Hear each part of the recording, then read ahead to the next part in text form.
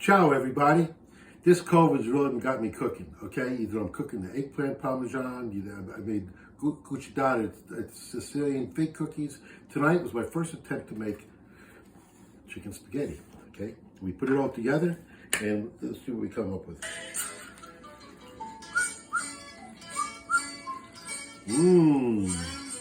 Hits your eyes like a big pizza pie, that's the morning.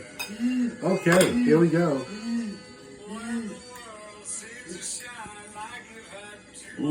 Chicken spaghetti, don't you love it? You know, they do have chickens in Sicily. Okay, you put the pasta and you put the chickens together and a little tomatoes in there and some cheese and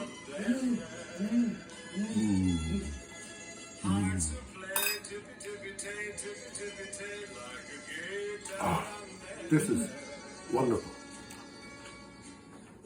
I could taste and smell the hillsides of Sicily and the chickens running around. I could even hear them in the background.